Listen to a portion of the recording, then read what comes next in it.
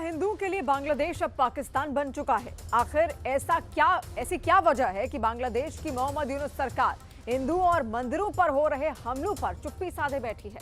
क्या बांग्लादेश वाकई में जिहादियों और जमातियों के चक्कर में एक ऐसा बारूद बन चुका है जो बांग्लादेश में रहने वाले हिंदुओं के लिए नासूर बनता जा रहा है?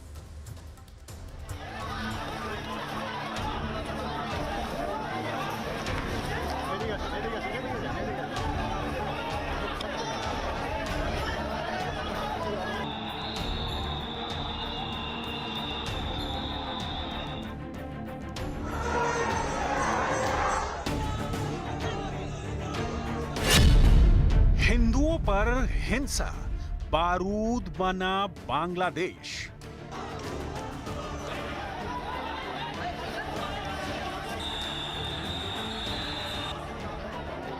इन दो तस्वीरों में आज के बांग्लादेश की वो खूनी और बारूदी तस्वीरें दिख रही हैं, जहां हिंदू होना गुनाह होता जा रहा है। 5 अगस्त 2024 को जब से प्रधानमंत्री शेख हसीना का तख्ता पलट हुआ है, तब से आज तक पूरे बांग्लादेश में हिंदुओं और उनके मंदिरों को चुन चुन कर तबाह और बर्बाद किया जा रहा है।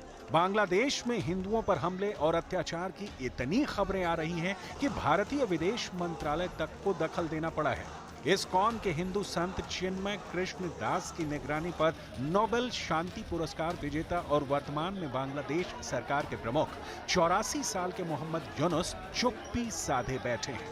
मोहम्मद यूनुस जिहादियों और कट्टरपंथियों के हाथों कठपुतली बन चुके हैं। हिंदू मंदिरों की संस्था इस्कॉन को बांग्लादेश में बैन करने की मांगे हो रही हैं। हम आपको दिखाने जा रहे हैं कि जिस बांग्लादेश को भारत ने पाकिस्तान के नरसंहार करने वाली फौज से बचाया है, वो बांग्लादेश आज हिंदुओं के खून का प्यासा हो चुका है।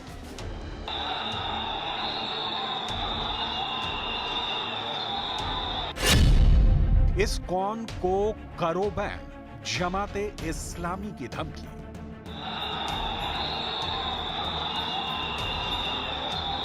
आज का बांग्लादेश पूरी तरह से एक ऐसा कट्टरपंथी देश बन चुका है जिसे देखकर कोई कह नहीं सकता है कि यहां पर हिंदू और उनके मंदिर सुरक्षित हैं।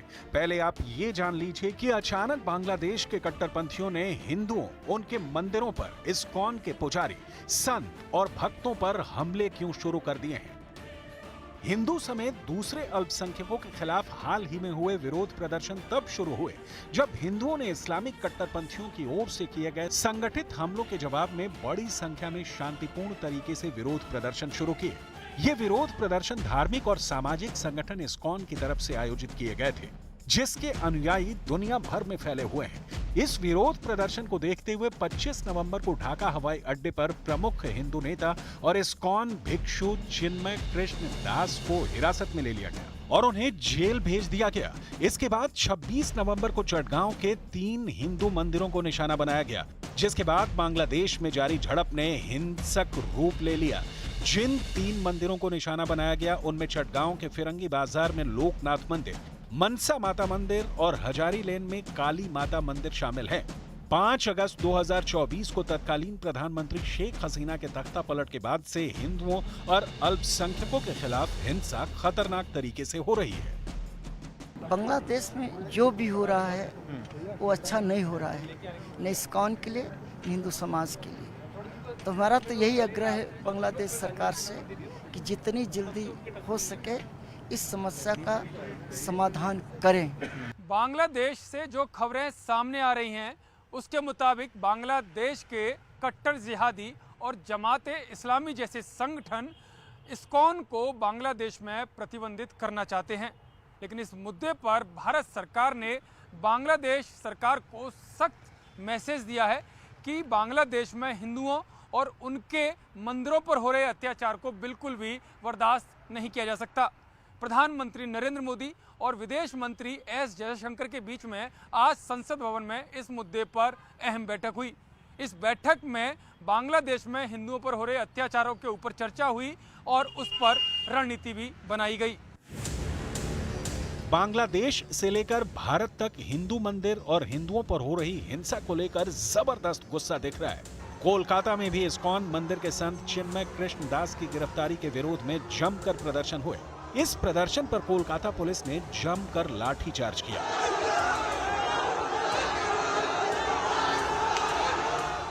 इधर बांग्लादेश सरकार के प्रमुख मोहम्मद यूनुस हिंदुओं के खिलाफ चल रहे बवाल को लेकर चुप्पी साधे बैठे हैं। इधर भारत में मौजूद बांग्लादेश की पूर्व प्रधानमंत्री शेख हसीना ने हिंदू हिंसा पर चुप्पी तोड़ी है। हिंदू संत चिन्मय कृष्णदास की गिरफ्तारी को गलत बताया है। शेख हसीना ने देश की जनता से आतंकवाद और उग्रवाद के खिलाफ खड़े होने की अपील करते हुए चिन्मय कृष्णदास की गिरफ्तारी का विरोध किया है। पूर्व प्रधानमंत्री ने कहा है कि चिन्मय दास को जल्द से जल्द रिहा करना चाहिए। बांग्लादेश की पूर्व प्रधानमंत्री शेख हसीना ने कहा कि सनातन धार्मिक समुदाय के एक शीर्ष नेता को अन्यायपूर्ण तरीके से गिरफ्तार किया गया है। उन्होंने चिन्मय दास को तुरंत रिहा करने की मांग की है। इसके अलावा पूर्व शेख हसीना सरकार के विदेश मंत्री हसन महमूद ने यूनुस सरकार के फैसलों पर सवाल उठाते हुए कहा कि बांग्लादेश में हिंदुओं की स्थिति खतरनाक है। हसन महमूद ने कहा कि कट्टरपंथियों और आतंकी ताकतों को बढ़ावा देना और भारत विरोधी बयानबाजी को बढ़ावा देना यूनुस सरकार की रणनीति है। इसने बांग्लादेश को पूर्ण अराजकता की ओर धकेल दिया है। हसन महमूद ने साफ कहा कि बांग्लादेश की अंतरिम सरकार लोकतंत्र की जगह भीड़ तंत्र को प्रश्रय दे रही है। 5 अगस्त 2024 के बाद से बांग्लादेश में हिंदुओं पर चुन चुनकर हमले किए जा रहे हैं। कहीं पर हिंदुओं के मंदिरों को निशाना बनाया जा रहा है तो कहीं पर हिंदुओं को मारा और पीटा जा रहा है। बांग्लादेश के पूर्व विदेश मंत्री हसन महमूद ने खुद स्वीकार किया है कि मौजूदा बांग्लादेश सरकार कट्टरपंथियों और जिहादियों के हाथों की कठपुतली बनकर रह गई है। कुछ खबरों में यह भी दावा किया गया है कि इस्कॉन के हिंदू संत चिन्मय कृष्णदास की गिरफ्तारी के पीछे जमात-ए-इस्लामी का हाथ है।